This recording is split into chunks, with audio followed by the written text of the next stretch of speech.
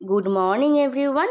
আশা করি তোমরা সবাই ভালো আছো, আমরাও ভালো আছি। অনু লিটিল ওয়ার্ল্ডে তোমাদের সবাইকে স্বাগত। আজকের আমাদের দীঘায় দ্বিতীয় দিন। তো আগের ভিডিওতে হোটেলের রুমটা তোমাদের সাথে শেয়ার করা হয়নি, চলো আজকে তোমাদের সাথে রুমটা শেয়ার করি।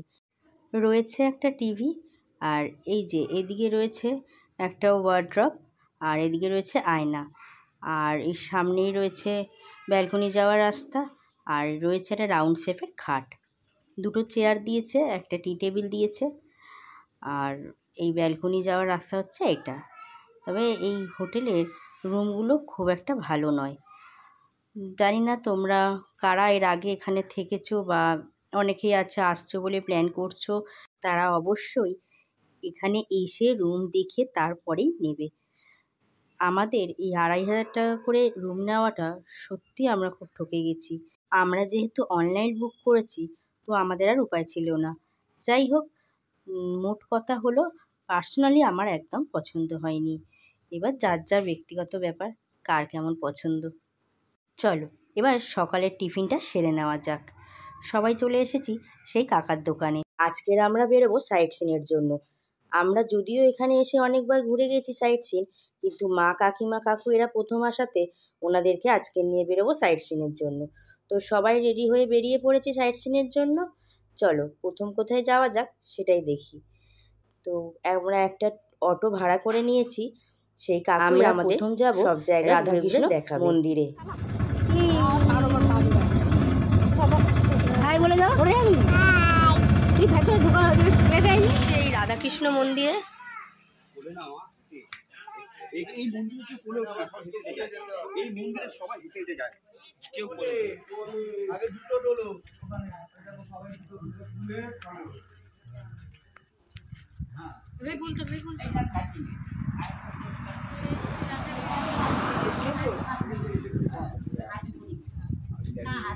এখানে শ্রী চৈতন্য রেস্টুরেন্ট আছে, যেখানে কিনা সম্পূর্ণ নিরামিষ খাবার দাবারের আয়োজন আছে।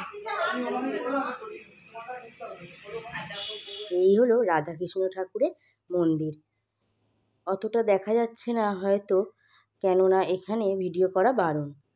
তো যাই হোক, ওখান থেকে দেখে আমরা কিছু ফটোশ্যুট করে তারপর চলে এসেছি আমরা চন্দনেশ্বর মন্দিরে।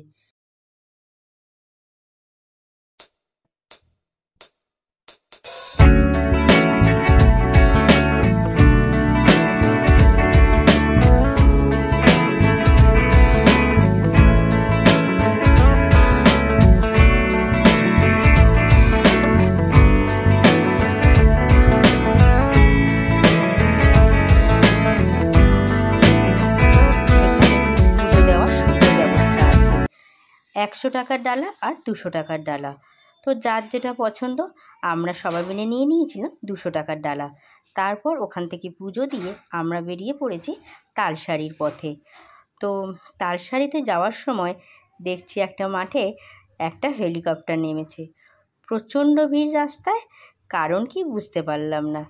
যাই হোক, আমরাও হেলিকপ্টার দেখতে দেখতে সামনে আমরা ওখান থেকে ফিরে আমরা স্নান সেরে খাওয়া দাওয়া করে রেস্ট নিয়ে সন্ধেবেলা বেরিয়ে পড়েছিলাম জগন্নাথ মন্দিরের দর্শনে। চলো তোমাদের সাথেও শেয়ার করব জগন্নাথ মন্দিরটা। জানি না কতটা কি দেখাতে পারবো, তবে শেয়ার করব। চলো।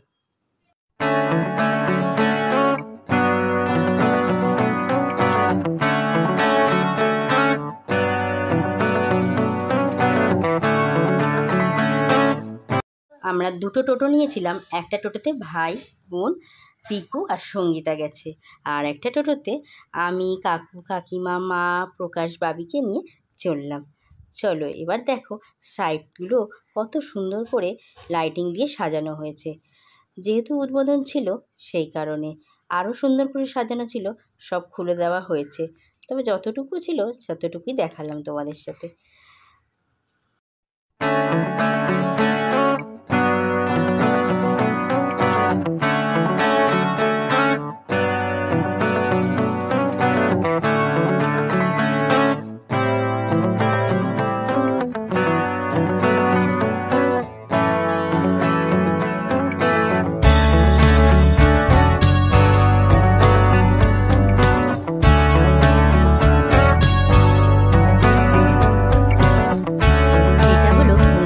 প্রধান গেট। এটা দিয়ে যদিও এখনও এন্ট্রি শুরু হয়নি, এখন মোটামুটি ঘুরেই যাচ্ছে সবাই। কত কাতারে কাতারে লোক যাচ্ছে দেখুন। টোটো অনেকটা আগে থেকে দাঁড় করিয়ে দিচ্ছে, তারপরে অনেকটা ঘুরে ঘুরে, ঠিক যেমন দুর্গাপুজোর প্যান্ডেল দেখার হয়, আমরা অষ্টমীতে নবমীতে অনেকটা লাইন দিয়ে ঠাকুর দেখে, ঠিক সেই রকমভাবে মন্দিরের ভেতরে ঢুকতে হচ্ছে। তবে হাঁটাটা অনেকটা দূর। একটা যদি কোনো বয়স্ক লোক থাকে তার জন্য সেরকম কোনো কিন্তু ব্যবস্থা নেই। আমরা অনেক চেষ্টা করেছিলাম আমার বোনের শাশুড়িকে মন্দিরের ভেতরে ঠাকুর দর্শন করানোর জন্য, কিন্তু কোনোভাবেই আমরা সফল হয়ে উঠিনি। না কোনো হুইল চেয়ারের ব্যবস্থা, একটু যদি টোটোটা সামনে এগিয়ে নিয়ে যাওয়া যায় বা কিছু, সেরকম কোনো ব্যবস্থাই আমাদের এখানে আমরা কোনো সুযোগ সুবিধাই পাইনি আর কি। যাই হোক, তো আমরা যেহেতু কোনো ঠাকুর দেখতে পারিনি, আমরা ফিরে এসেছি। আমরা চেয়েছিলাম যেখান থেকে আমরা টোটো ধরেছি মানে ছেড়েছি সেখান থেকে আবার যাতে আমরা টোটোটা ধরতে পারি, কারণ আমার বোনের শাশুড়ি খুব একটা ভালো হাঁটতে পারে না, লাঠি ধরে খুব আস্তে আস্তেই উনি হাঁটে। তো সেই কারণেই চেয়েছিলাম যাতে ওনাকে একটু সামনে থেকে টোটোতে উঠিয়ে দেওয়া যায়। হাঁটতে ওনার খুবই কষ্ট হচ্ছিল। কোনো রকম সাহায্যই আমরা পুলিশের কাছ থেকে পাইনি। উপরন্তু পুলিশ খুব চোখ রাঙিয়েছে আর বলেছে পেশেন্ট নিয়ে একদম বাইরে বেরোনো আপনাদের উচিত হয়। এই হচ্ছে আমার বোনের শাশুড়ি মানে কাকিমা। দেখেছেন কিভাবে হাঁটছে। ওনার পক্ষে সম্ভব হয়নি অতটা দূরে হেঁটে যাওয়া বা মন্দির দর্শন করা। যাই হোক, ঠাকুর হয়তো চায়নি তাই উনি দর্শন করতে পারেনি। শুধু উনি নয়, আমরা কেউ দর্শন করতে পারিনি। যাই হোক, যদি ভবিষ্যতে আবার কখনো আসি তখন অবশ্যই দর্শন করে যাব। এখনকার ব্যবস্থা আমার একদমই ভালো লাগেনি। জানি না ভবিষ্যতে কতটা কি করে উঠবে, হয়তো ভবিষ্যতে সব ঠিক হয়ে যাবে।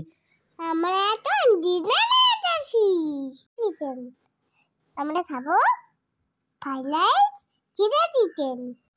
কে কে খাবে আমার তো জানিয়ে দাও। আজকের মতো ভিডিওটি এই পর্যন্ত। টাটা।